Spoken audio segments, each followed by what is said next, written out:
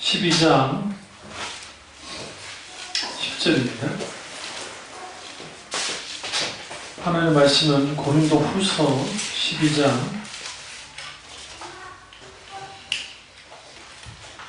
10절입니다. 그러므로 내가 그리스도를 위하여 약한 것들과 능력과 궁핍과 박해와 곤고를 기뻐하노니 이는 내가 약한 그때에 감이라. 아멘. 말씀 제목은 감사하고 감사하며 감사하라 두 번째 시간입니다. 오전에 설교 이어서 오후 설교에도 이 말씀을 하겠습니다. 오늘은 특별히 가시감사에 대해서 말씀드리겠습니다. 오늘 보시면 12장 7절을 보시면 고린도후서 12장 7절입니다.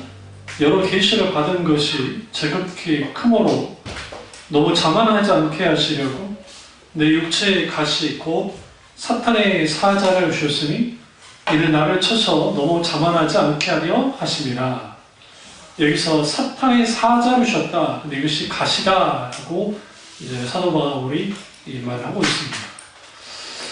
성경에서 고난당한 사람 중에 이렇게까지 고난받을 수 있을까?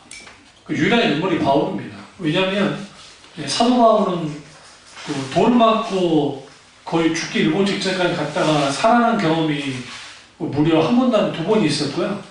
그 다음에 강도 위에요.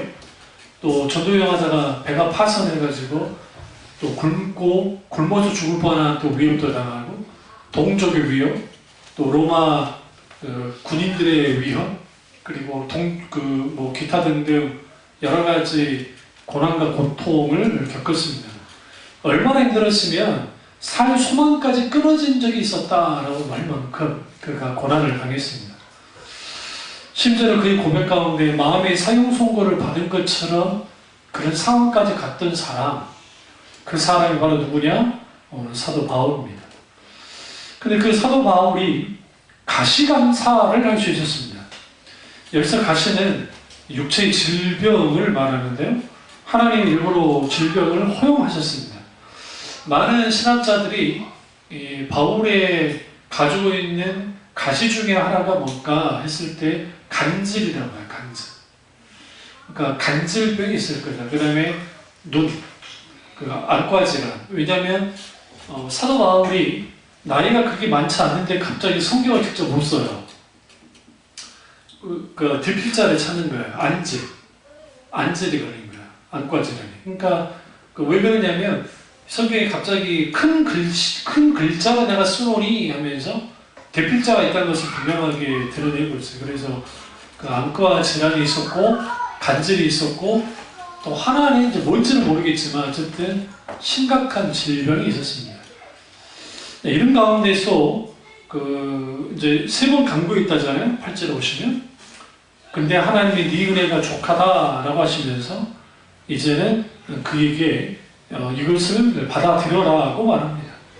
근데 10절에 오늘 읽었던 말씀, 내가 그리스도를 위하여 첫 번째 약한 것들 굉장히 중요합니다.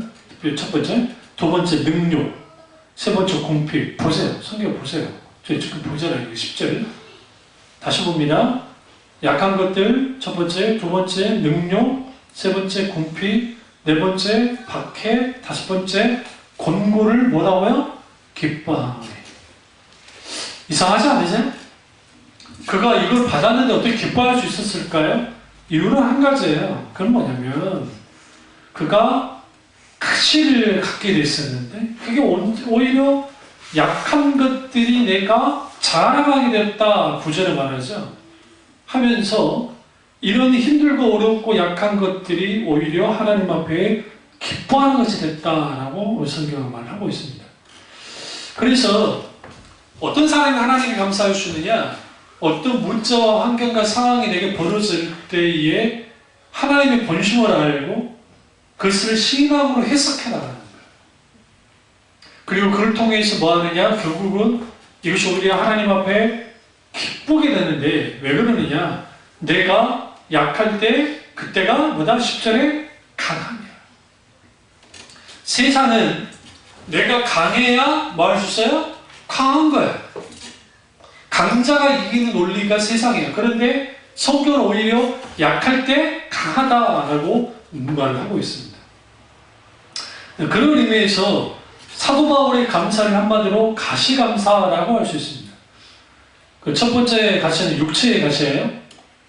병이라고 하는 몸의 질병이라는 가시가 있었고, 또 두 번째는 가장 심각한 가시인데 그게 친족의 가시예요.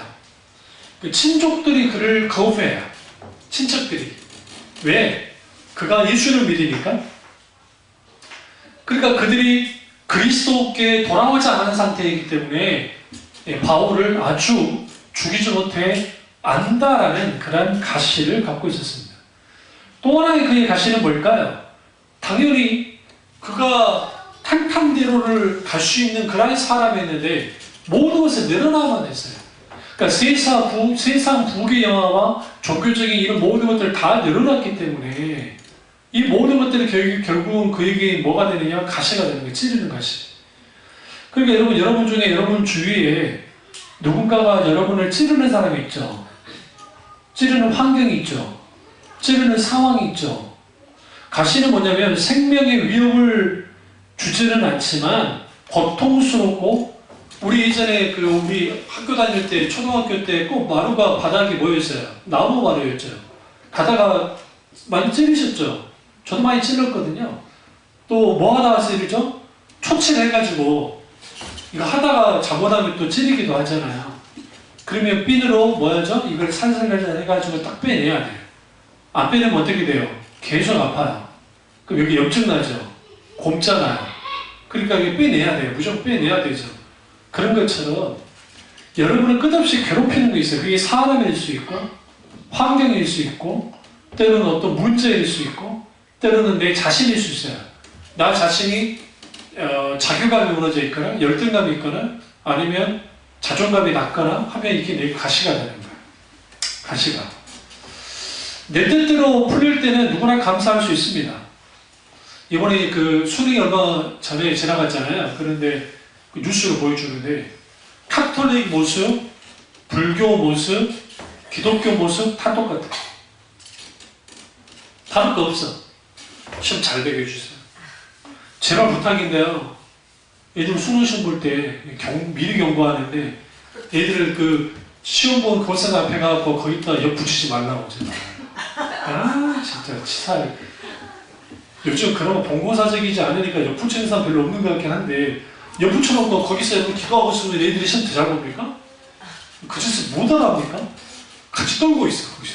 이번에 영하 2도 3도 있잖아요. 떨면서 시험 잘 보게 해주세요. 그러니까 이제 몰 때가 어디 있어요? 교회죠. 그러니까 끝날 때까지 교회 가서 앉아가지고 기도하고 있어요. 평상시 그렇게 길게 기도하지 않는 사람들 기도하고 있어요. 아버지 하나님. 그런다고 들어주시는 하나님이면 얼마나 좋게. 우리 하나님은 그런 분이 아니에요. 아니, 불교는 나 이해를 해. 불교는 어차피 공덕신앙이니까. 카톨릭도 공덕신앙이에요. 공덕. 덕을 쌓아야 이루어지는 거니까. 그러나 기독교 신앙은 그렇지 않아요. 기독교 신앙은 애들에게 하나님께 전적으로 맡기고, 이제는 하나님의 시험의 모든 과정 가운데 아버지 영광 받으시고, 아이들을 실수하지 않도록 지키시고 보호 인도하시고 지혜와 명철을 주셔서 일생의 가장 중요한 관문 속에서 정말 하나님만을 높이는 사람 되게 해달라고 하면서 기도하면 좋을 것 같은데, 아버지요, 아는 거 다 잘 맞추게 하시고, 모르는 것도 맞추게 하시며, 찍은 것도 맞추게 하시옵소서. 하여튼 말들도 잘해. 기도 말들도 그렇게 해가지고 한다고 그래요. 그렇지 않아. 자기 뜻대로 잘 풀리면 누구나 감사해요. 내 생각대로 하나님이 응답하시면 얼마나 좋겠어요. 그런데 이 가시감사는 그가 완전 달라요. 가시감사는 내가 원하는 상황과 전혀 상관없어요. 너무 힘들고 어려워요. 고통스러워요. 여전히 능력을 받고, 여전히 공핍하고, 여전히 박해와 곤고함이 있고 약하단 말이에요. 그런데 어느 누구도 감히 감사하다고 할 수 없는 그런 상황에서 하나님만을 신뢰함으로 하는 감사가 가시감사예요. 오늘 사도 바울이 했던. 그러니까 또 목사님 그만하잖아요. 장밋고 감사는 어린아이들의 감사다. 왜? 애들 아까처럼 민주주의 주니까 나한테 감사다 하죠. 어릴 때 감사다. 저한테 듣겠네 도저. 응? 저 뭐가 달라 있어요 지금? 달란트. 저 목사가 갑자기 헷갈려가지고 와 참달란트 막 그럴 수 있으니까. 그러니까 이 감사 얼마나 귀해요. 귀한데 아이들은 장밋고 감사예요. 왜 장밋고 감사냐?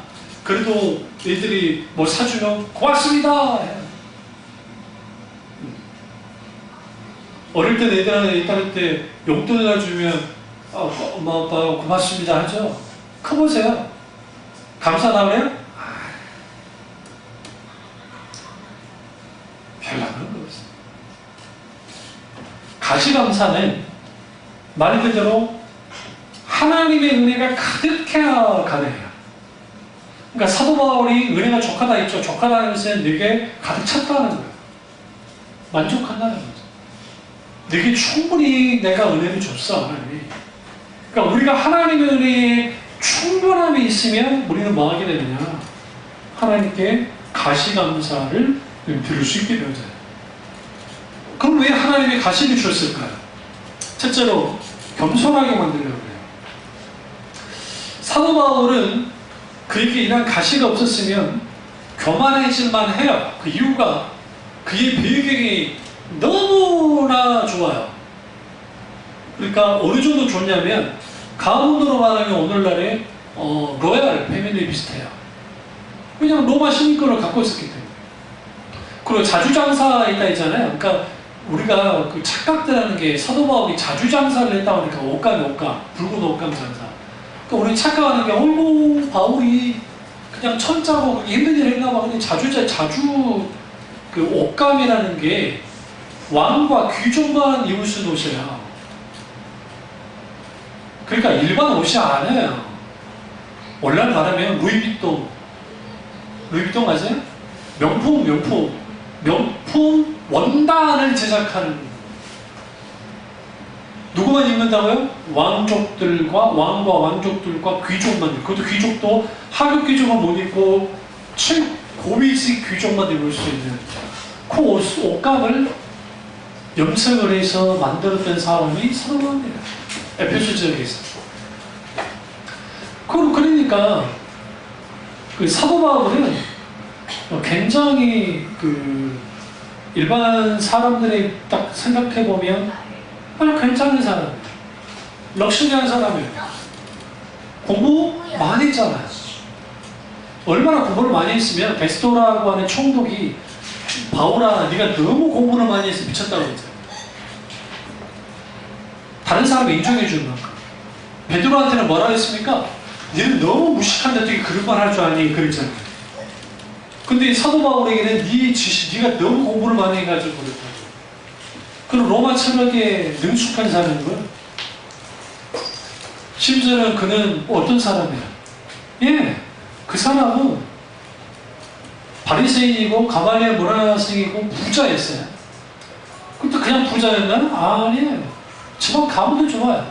그리고 길리기아 다소라는 지역이 로마 지역에서 아주 중요한 지역이에요. 태어날 때부터 시민권을 가졌던 사람이에요.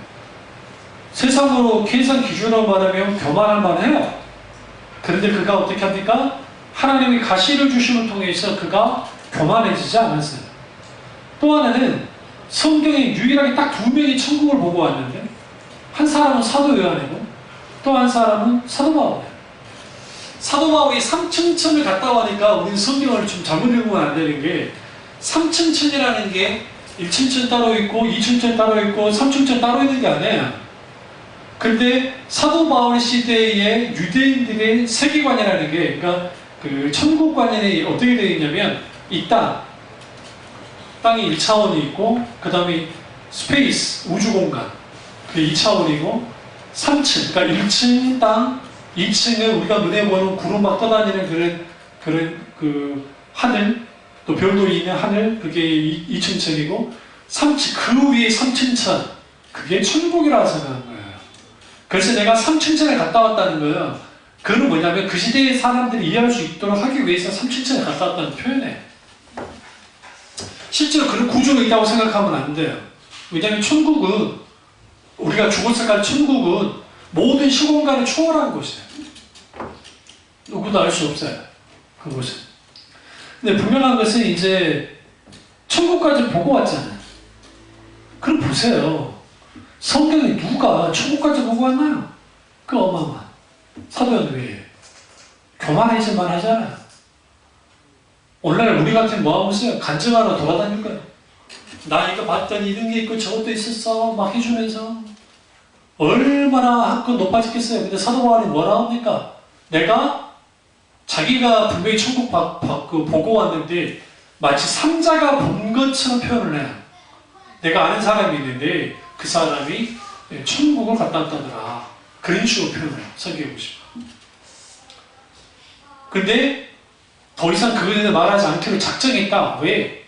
자고하지 않으려고. 교만해지지 않으려고.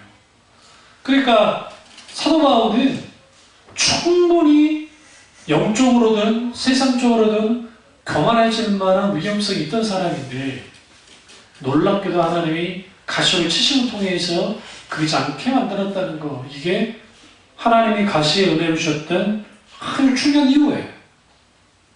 두 번째는 가시를 통해서 하나님을 더욱더 의지하게 만들었습니다. 그래서 오늘 고린도후서 12장 10장 오늘 읽었던 말씀, 내가 약할 때 곧 강합니다.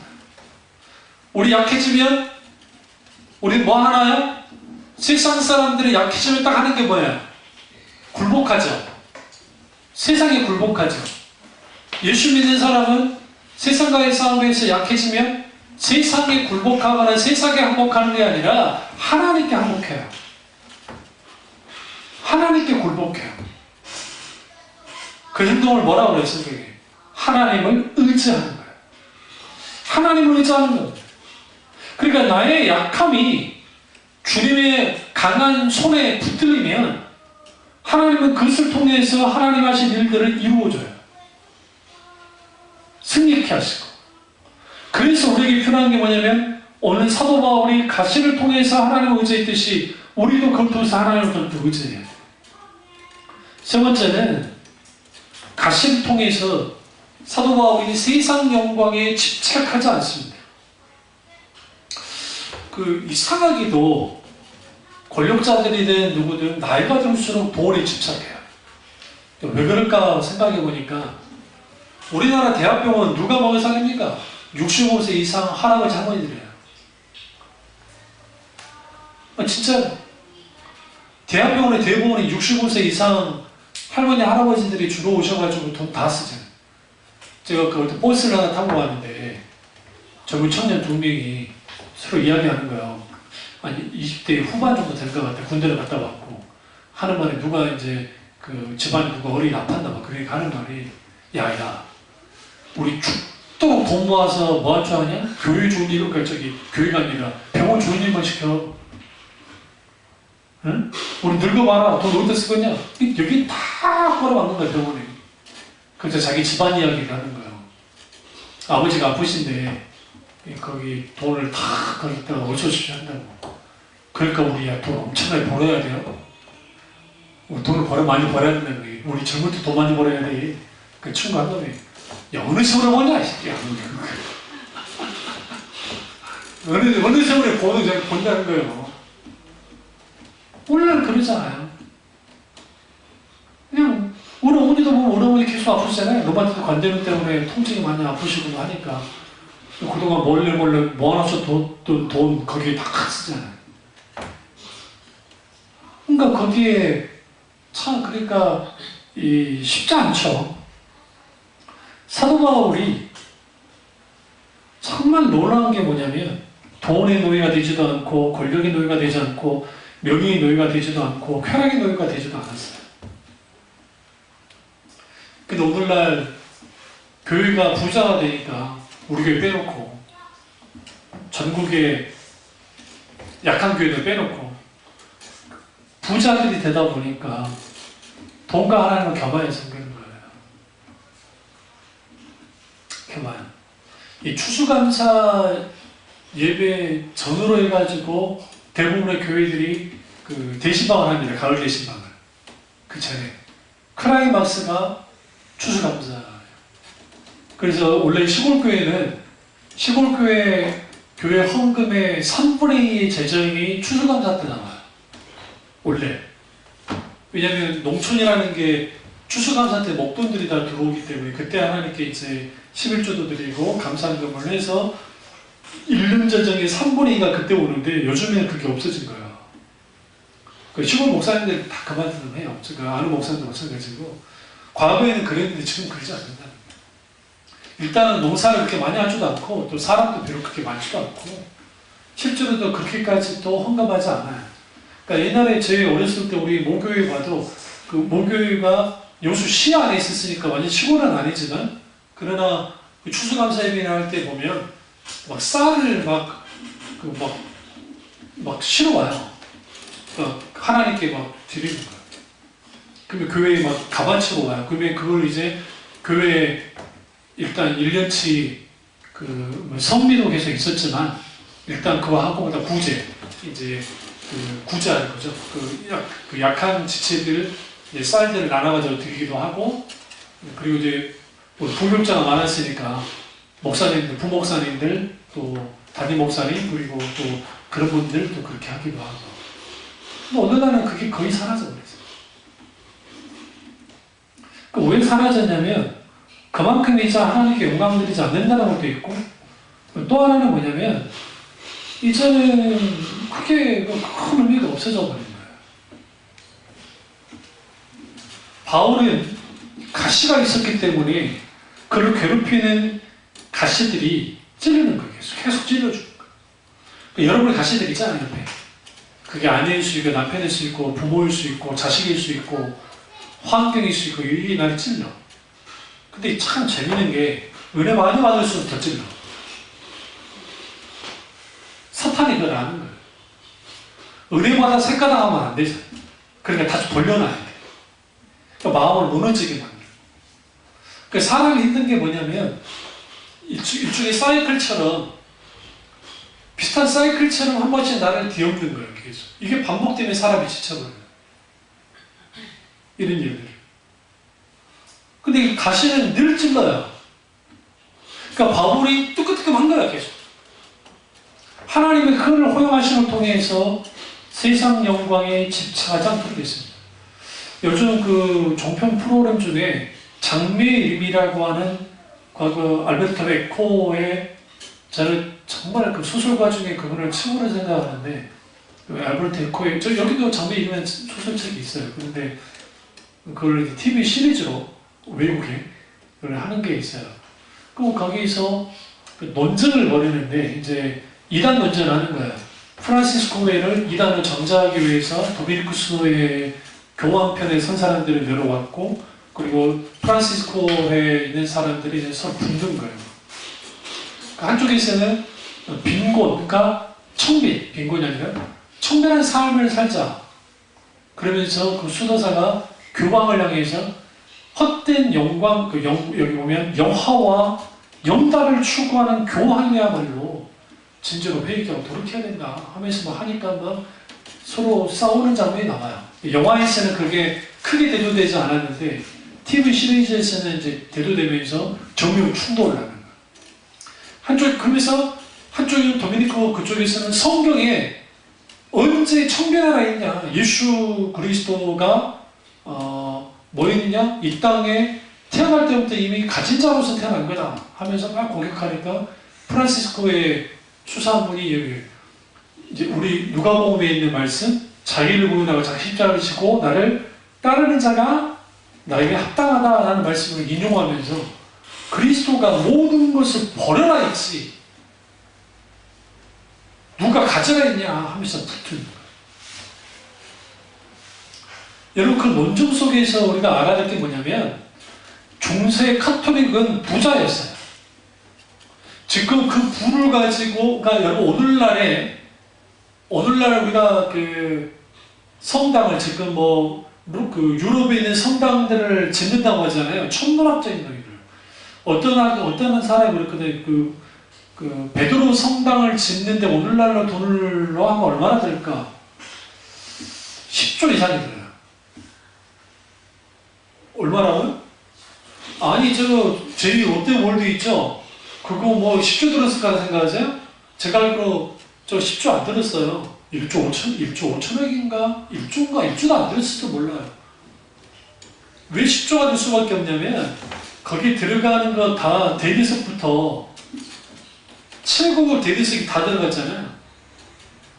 그리고 그 장식하는 거 기계로 한 거 아니잖아요. 일일이 사람 손이 다 됐잖아요. 그럼 거기에 있는 작품들 다 해보세요.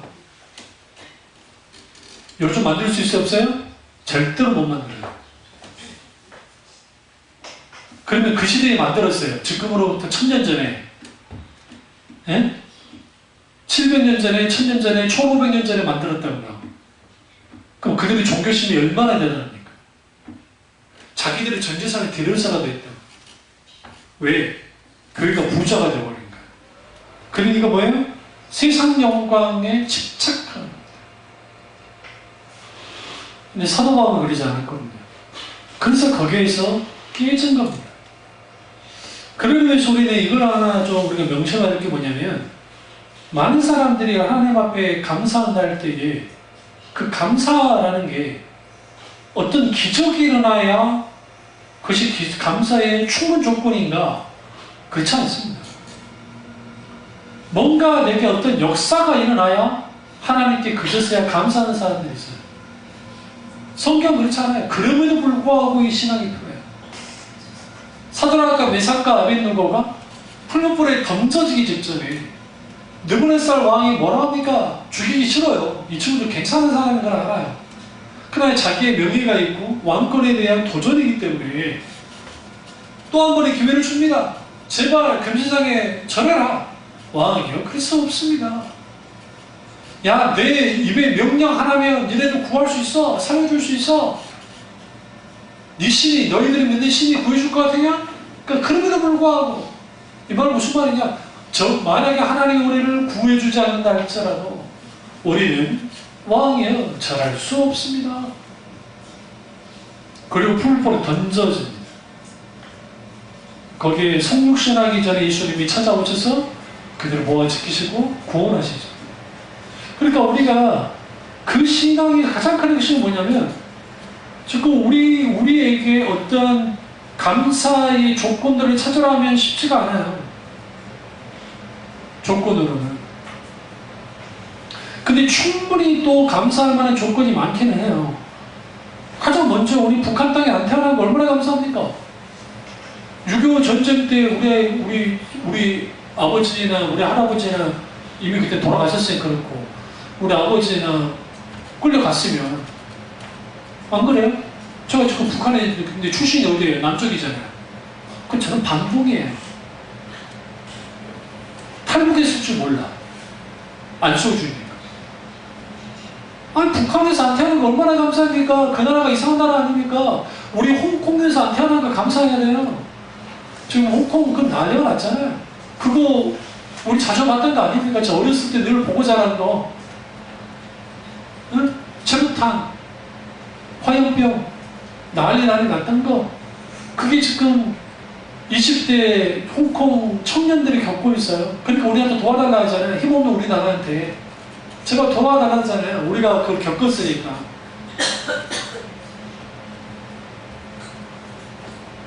그것도 감사할 만한 거지. 어쨌든 이 나라가 독재에서 벗어났으니까. 그러니까 우리는 하나님 앞에 감사할 만한 게 많은데, 근데 그 감사가 참 쉽지 않은 거예요. 왜 쉽지 않냐면, 우리가 하루에 밥 3끼를 먹고 사는 것이 참 감사할 일인데, 근데 우리는 그런 것을 감사하며 살질 않아요. 근데 아프리카 같은 경우 보면 멀리 갈 것도 없어요. 북한 놔두고 캄보디아. 그런데 제가 선교하는 선교사님 그것을 구TV에서 본 적이 있는데, 선교사님이 딱 가면 이제 아주 못 사니까 사람들이 막 몰려들고 애들도 몰려들고. 가장 필요한 게 뭐냐면 그 흔해 빠진 해열제예요. 해열제. 그러니까 우리는 그냥 가서 해열제 살 수 있잖아요. 돈 주고 사면 돼요. 근데 이들은 낙후대적이라 해열제를 구할 수가 없어. 근데 얘들이 감기를 달고 살아요. 캄보디아 애들이. 1년 365일 춥지 않잖아요, 거기는요. 더 더워지거나 조금 덜 덥거나 그 정도잖아요.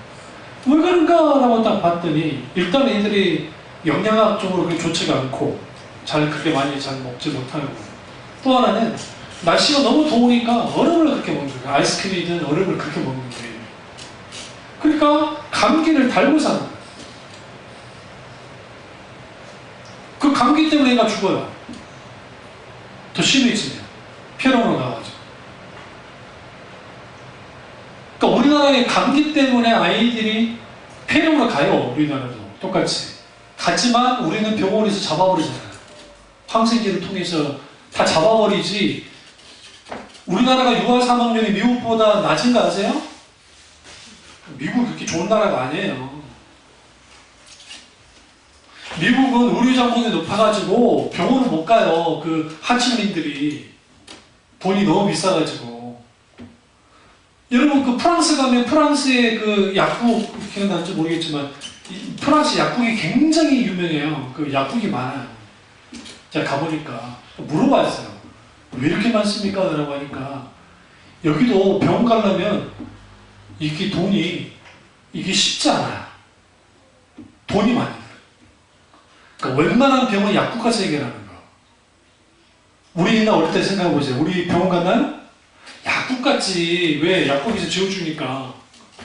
병원 간 적이 없잖아. 약국 아저씨가. 그래서 약국마다 용한 약국 아저씨들 있잖아. 모르세요? 의사보다 나 의사보다. 착 들으면 다 웬만한 거 다 해줘. 그 선교사님이 약을 바리바리 싸가지고 가는 거예요. 가가지고 이제 그 앞에서 먹여. 아픈 애들. 시럽이죠, 시럽. 시럽으로 먹여서 하기도 하고 약을 주면서 기도해 주면서 그렇게 한단 말이에요. 그럼 그 아이들에게 그러면서 그거로도 안 되니까 여분의 약을 챙겨줘요. 챙겨서 이렇게 먹어야 돼. 하면서 기도해 주고. 그러니까 그걸 통해서 우리가 그냥 밖에만 나가면은 흔히 가서 약을 살 수 있는 우리와 약을 살 수 없는 캄보디아에 있는 그런 오지로 할 수 없죠. 뭐 그런 데 있는 아이들과 혹은 사는 사람들과는 비교할 수 없잖아요. 우리는 감사하며 살지 않습니다. 그럼 왜 그러느냐? 오늘 하나님 우리에게 주신 것을 너무나 당연시 여기서 그래요. 남자들이 언제 처리되냐면 군대 갔을 때. 왜 군대 갔을 때냐면 후에 돌아와서 똑같아진다 할지라도 그거를 해요. 왜냐면 어떤 마음을 가냐면 그 전에는 어쨌든 잘난 부모든 못난 부모든 상관없이 살아갈 때 부모님이 다 알아서 해주잖아요.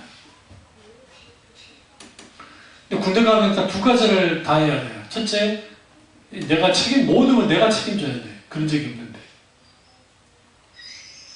두 번째, 내가 모든 것을 해야 돼.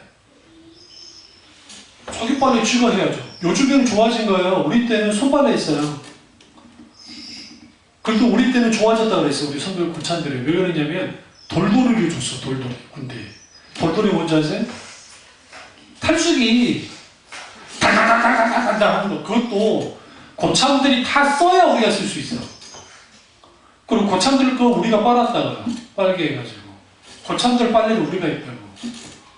심지어는 나쁜 새끼들은 속까지 빨게 해요. 요즘 같으면 난리지만 지가 빨리지. 그럼 이제 그걸 다 빨아가지고 돌아가지고 욕하면서 패는 거예요. 하면서 돌돌이까지 내면 그래도 탈수했으니까 말리는 말리죠. 그러나 우리 위에 고참들은 탈수기도 없어요. 그러면 그걸 해가지고 말하면 날 좋을 때는 괜찮은데 겨울 같은 데는 이게 얼어가지고 이러고 있어요. 그걸 같이 갖고 들어와 빼치카에다가 해가지고 거기다 말리기도 하고 냄새가 그 옷에 특유 냄새 있죠? 뭐라고 그래요? 있잖아요. 옷 빨리 잘 안 마르면 여름에 나는 냄새, 그 냄새가 가득해. 그러면 또 상사들이 와가지고 지랄해요. 또 이 새끼들아 너희들 그러면 또 뭐하느냐 무슨 짓 하냐 치약을 뿌려 또 바닥에 옆에 치약을 뿌려가지고 막 하면 또 치약 냄새가 쭉 올라오면서 막아줘. 근데 이게 조금 더 진하잖아요? 그럼 무슨 일이 벌어진다지? 이게 이제 알 수 없는 냄새로 삭혀가지고 그럼 또 문 열으라고 난리 치고 또 문 열어야 되고 또 웃겨요. 돌돌이 나온 다음에는 좀 달라지죠. 돌돌이. 근데 그러니까 거기에서 군대에서 부모님께 감사해야 되겠구나. 근데 주로 이 머슴한 새끼들 아버지에 대한 감사는 없고 엄마에 대한 감사밖에 없어요. 엄마는 다시 생각해요. 진짜. 가서 깊이 생각해요. 그래서 고향 앞으로 묵념시킬 때 있거든요. 매일 시켜요. 훈련소에서. 그러면 눈물이 나요. 3분의 2 이상이 다 울어요. 엄마 생각나가지고. 왜? 내가 엄마한테는 막 해도 됐고 엄마한테는 해도 막 했는데 여기 오니까 이 빌어먹는 새끼들이 계속 욕하고 계속 뭐라 하니까 아주 죽겠는 거지. 그러면서 비로소 뭐 하느냐? 감사. 그러니까 우리 조카 녀석이 그 군대에서 돈을 모아가지고 자기 할머니한테 50만 원이라는 거금을 내놨는데 왜 그랬을까 생각해보니까 자기 엄마는 바쁘다고 제대로 삼세끼 잘 안 챙겨주는데 할머니가 아프기 전에는 밥도 챙겨주고 때 되면 용돈도 주고 또 같이 나가서 같이 식사도 해주고 어머니가 다 사주거든요. 자기도 좋아하는 거 같이 먹기도 하고 그걸 자주 해줬기 때문에 군대 가보니까 그것에 대한 고마움이 있는 거예요. 한 번은 군대 가기 전에 밥을 쭉 차릴 때 고등학교 때 울었다잖아요. 그 앞에서. 할머니 감사해요. 왜 나를 위해서 이렇게 맛있는 반찬을 해주시고 우리 엄마도 안 해주는 거 이렇게 해주셨다고. 우리 아픈데도 이놈의 새끼가 밥 먹으러 왔잖아. 내가 성질이 나가지고 더러운 놈의 새끼. 농담이에요. 할머니 아픈지 어느 정도 아픈지를 모르니까 와서 이제 밥 좀 차려달라 해가지고 와서 밥 먹고 간다 말. 그러니까 그런 것들이 아주 감사한 일이죠. 사소한 일이지. 우리가 하나님 앞에 감사할 때도 그렇게 필요해요. 내가 하나님 앞에 감사할 만한 것이 어떤 것이 있었던가 쭉 들여다봐야 돼요. 들여다보고 저는 참 겨울이 싫거든요. 근데 겨울이 싫은데 겨울이 있음에 대한 감사도 필요해요. 왜 그러냐면 이 겨울이 뭘 다 죽여요? 병균은 거의 대부분 죽여요. 그러니까 우리 그 폐렴이라든지 감기라든지 독감을 가져다 보지만 그 소위 그 열대 기후에 있는 그 수많은 병균들을 다 죽여버립니다. 그게. 그래서 우리나라의 그 말라리아 모기가 그 잘 팔을 못 치는 이유가 겨울을 못 넘겨요, 잘. 굉장히 중요해요. 다 죽어버립니다. 그런 거 보면 또 감사한 일인데 또 추운 게 또 환장할 일이죠. 추운 게 반대로 생각해요. 감사는 마음에서 뭐예요? 생깁니다. 그래서 마음이 병들면 감사도 없어져요. 그래서 감사는 마음에서 생기는데 여기서 감사할 때 가장 중요한 게 감사할 대상이에요. 첫 번째는 하나님이시고 두 번째는 나와 함께하는 사람들. 정말 우리는 감사할 수 있어야 돼요. 그래서 감사의 크기는 깨달음의 크기이고 감사를 은혜를 깨닫는 데도 출발합니다. 그런 의미에서 사도 바울의 감사는 가시감사고 그 다니엘이라는 인물이죠. 성경에 그 벼랑끝 감사를 하잖아요. 생명이 왔다 갔다 하는데도 그는 하나님 앞에 기도합니다. 그리고 감사합니다. 그 다니엘의 이러한 감사는 아주 이걸 이제 어떤 사람은 순교적인 감사라고 하는데 목숨을 내놔요. 하나님. 세상 앞에. 그러면서 거기에서 진정한 하나님 앞에 감사하는. 그러니까 어떤 목사님이 이런 말을 한 적이 있어요. 하나님이 거하시는 곳은 두 곳인데 하나는 천국이고 다른 하나는 감사하는 마음이다. 우리가 그 마음, 그 하나님이 감사한 자 속에 하나님이 함께 하신다는 거예요. 그만큼 감사가 중요하다는 거예요. 근데 우리는 이제 범사에 감사할 수 있느냐? 제목이 감사하라, 감사하고 감사하며 감사해야 되니까. 범사에 감사한다는 게 쉽냐는 거예요. 사도 바울은 가시감사를 했고 다니엘은 벼랑끝 감사를 했지만 우리는 범사에 감사를 해야 될 거 아닙니까? 근데 그 평생 감사한다는 것이 쉽지가 않아요. 감사합니다. 감사합니다. 감사합니다. 미국 사람들만큼 땡큐를 남발하는 사람도 없을 거예요. 실제로. 땡큐, 땡큐. 모르는 사이다 하이. 그 다음에, 나 미국 가본 적은 없지만, 하이, 하이 하면서 미소 지어주면서. 그래야만 하는 사회적 분위기가 있으니까 그러겠죠. 그러니까, 땡큐라는 표현이 아주 중요한 표현 아닙니까? 감사라는 게.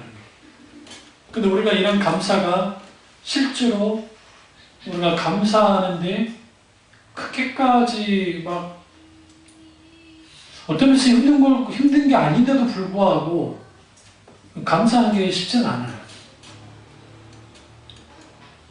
정말로. 그럼 왜 이렇게까지 쉽지 않을까? 이게 인간의 본성이에요. 인간의 본성은 조건을 내서. 그러니까 어떤 조건이 내게 충족되면 감사합니다. 요즘 유명한 애들 게임 장난감이 뭔지 모르겠는데 예전에 유캔도가 우리 이삭이 어렸을 때 유캔도가 아주 유명했어요. 지금도 있어요. 원래는 우리 애들한테 주려고 했는데 교회들을 애들 주려고 했는데 이삭이 추억이라 해가지고 놔두고 있어요. 지금. 이삭이 추억이.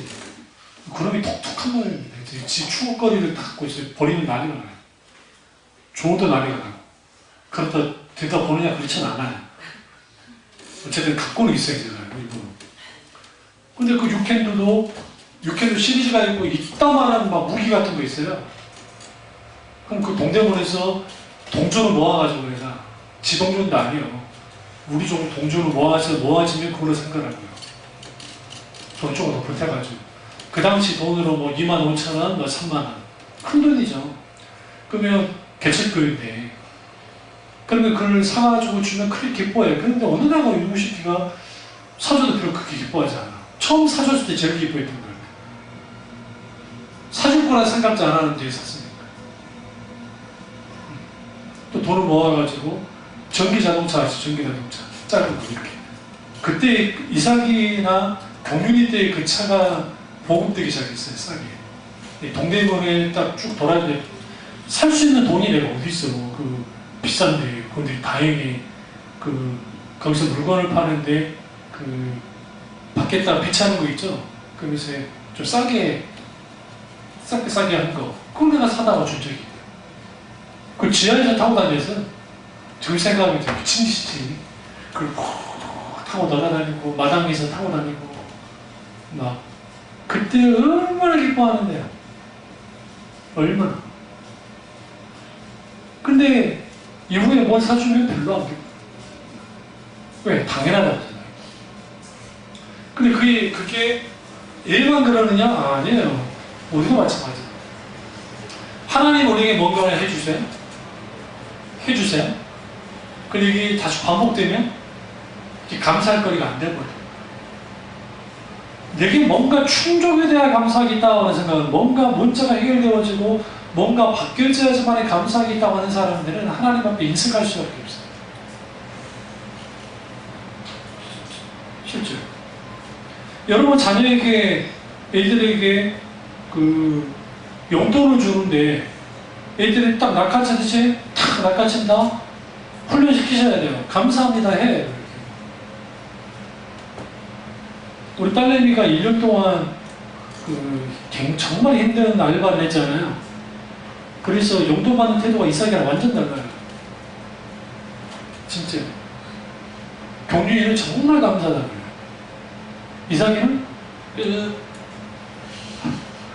알아주고 왜?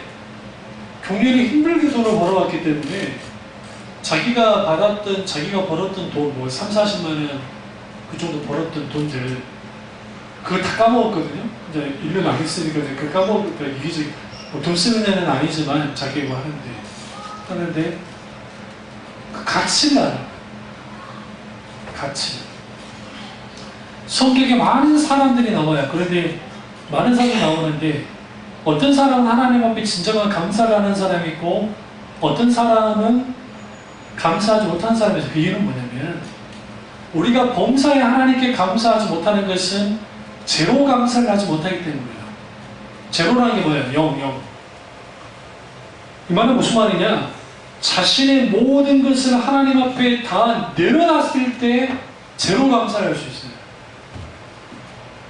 그 제로 감사 속에는 0이 되는 감사를 할 때에는 조건이 뭐 붙지 않아요. 이걸 뭐라고 해요? 무조건적인 감사를 해요. 무조건적인 감사를 하나님 하게 되죠. 모든 것이 하나님께로부터 왔음을 고백하고 제로에서 감사를 시작하는 겁니다. 그래서 찰스 스폴즈 목사님이 내가 달빛을 보고 감사했더니 하나님이 별빛을 보고 감사했더니 달빛을 주시고 달빛을 보고 감사했더니 햇빛을 주시고 돋불을 주고 감사해 뭘 주시고 그런 표현이 있어요. 그게 뭐냐면 하나님 앞에 아주 별거 아닌 것 같은데 그것을 감사하며 나아갔을 때에 하나님이 계속 주셨다. 감사는 감사를 낳는데 감사는 제로에서 시작하고 제로 감사는 모든 것이 감사의 조건이 될 뿐만 아니라 제로 감사는 모든 것이 하나님께로부터 왔다고 하는 것을 인정할 때 가능해요. 그래서 하나님 앞에는 감사하지 못할 것이 없어요. 이걸 알아야 범사에 감사가 가능해요. 실제로.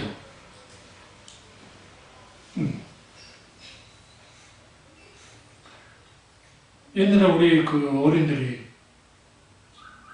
무자식 상팔자, 유자식 상팔자라는 말 있잖아요. 후에 만들어낸 말도 있잖아요. 자식이 없는 게 상팔자라고. 왜? 자식한테 속 썩어보면 차라리 자식이 없으면 좋아. 그냥 막상 또 보면 또 자식 있는 게 또 낫다라고 하기가. 우리는 풀리지 않는 숙소를 갖고 있어요. 자식 있는 사람들. 자기 자식들요 지금 잘 나간다고 해서 이 자식들 가지고 막 자랑할 필요가 없어요. 왜냐면 어떻게 될지 모르기 때문에. 그런 의미에서 우리는 하나님 앞에 계속적으로 감사하는 게 마땅한데 그리고 우리의 생각을 바꿔야 돼요.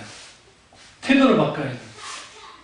내가 지금 내게 당한 상황이 감사할 수 없는 상황이긴 한데 그럼에도 불구하고 하나님 이걸 감당하게 하셨으면 감사해야 돼요. 안 그래? 신주 가서 어머니 돌아가셨으면 몇 번 돌아가셨어야지. 옆에 같이 살았기 때문에 그나마 지금 살아 계시는 거고 여보 믿기도 하나님 은혜 가운데 잘 빚은 거고 그러니까 그런 것이 감사가 되는 거고 그러니까 우리가 우리 처지 속에서 있게 되어지는 것들 중에 하나님 앞에 감사하지 못할 것은 없는데 왜 선뜻 감사가 안 되냐면 힘들어서요. 힘든 건 사실이에요. 애들 키우기 쉽습니까? 쌍둥이 키우기 쉽나요? 어렵지. 뭐 50대면 놀러 가겠다? 글쎄. 그대가 빠질지도 몰라. 내가 큰 마음 먹고 봐줄 수도 있어요. 허니 언니를. 내가 저 둘을 데리고 여행을 떠날 거예요. 여수로. 광주로 갔다가 여수로 갔다가 신나게 놀고 와야지. 그러니까 그게 쉽지 않죠. 애 키우기 쉽습니까? 그럼 저는 끝났습니까? 안 그래요. 우리 아들 당장 군대 가보세요. 내년에 군대 가겠다고 하니까. 군대 가자마자 제대할 때까지 마음 졸이면서 살 거 아닙니까? 마음 졸이면서. 그리고 우리 딸내미 만약에 이제 뭐 하고 어떻게 하면 또 그러니까 이 걱정은 자식을 향한 걱정은 끝이 없어요. 할 수 있는 것도 뭐예요? 하나님 앞에 온전히 맡기고 감사하는 거예요. 그래서 감사가 3차원의 감사가 있다잖아요. 1차원의 감사는 조건적인 감사고 2차원적인 감사는 내가 뭔가 받은 게 있으면 일부를 하나님께 감사드리는 거고 3차원의 감사는 내가 힘들고 어렵고 고통스러운 상황이 있다 할지라도 그럼에도 불구하고 어떻게 해요? 감사하는 어떤 모든 조건에서 그것이 악조건이든 좋은 조건이든 상관없이 하나님 앞에 감사하는 것 그것이 3차원적인 감사라고 말하는데 그런 사람들이 결국 뭐예요? 하나님 앞에 온전히 감사할 수 있어요. 그런 태도를 가져야 범사에 감사할 수 있어요. 그런 인물이 누구냐? 다윗이다.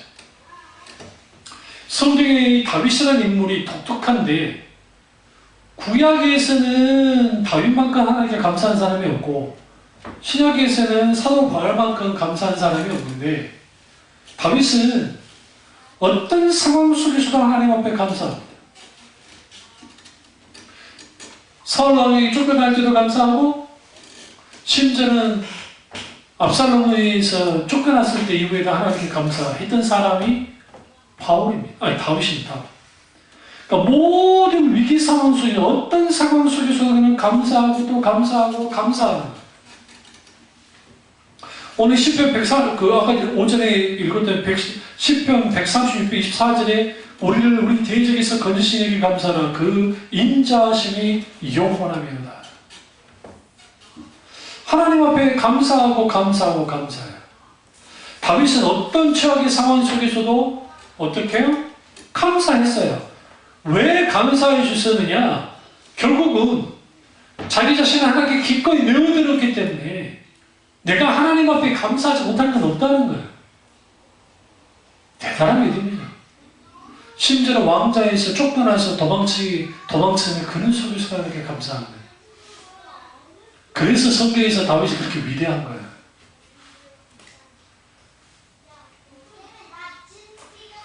그래서 우리는 감사할 때에 하나님 앞에 어떻게 해야 돼요?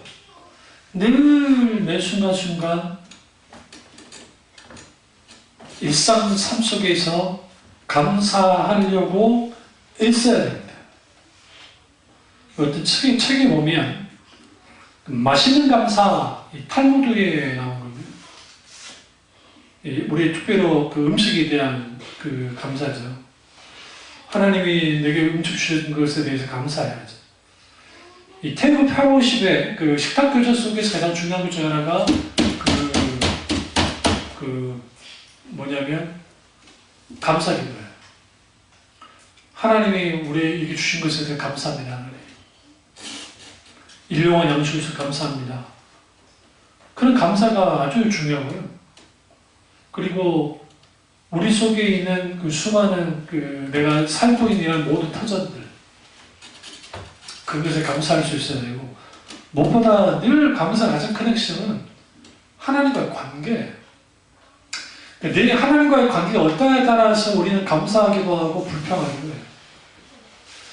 결국 감사의 척도는 내가 감사해서 내가 감사하는 사람이 되고 기적의 사람이 된다고 하는 본용주의 논리가 잘못된 거지만 그래도 우리는 감사하는 사람이 된다는 의미 속에는 똑같아요. 그런데 그 감사라는 것이 내가 의지적으로 감사합니다, 감사합니다, 감사합니다, 감사합니다, 감사합니다 하면서 무조건 감사된 건 아니에요. 하나님과의 관계가 어떠냐에 따라서 감사가 직결돼요. 그래서 우리는 늘 하나님이 내게 어떤 하나님이 되시는지 나를 지키시고 보호하시고 인도하시는 하나님이신데 그 하나님이 마땅히 내게 뭐하도록 찾아오셔서 나를 지키시고 보호하시고 인도하시고 함께 하시는 은혜가 가득 차야 돼요. 그러니까 은혜가 넘치는 만큼 감사도 절로 나와요. 우리 은혜 받을 때 나타나는 거예요. 감사잖아요. 그러니까 우리는 하나님 은혜가 가득 넘쳐야 돼요. 그 은혜가 넘쳐남을 통해서 우리는 뭐 할 수 있어요? 하나님께 감사할 수 있습니다. 이처럼 우리는 감사하고 감사하며 감사하면서 사는 저와 여러분 되시기를 주님의 이름으로 축원합니다. 기도하겠습니다. 기도하실 때 오늘 말씀이 나의 말씀이죠? 우리 말씀 되게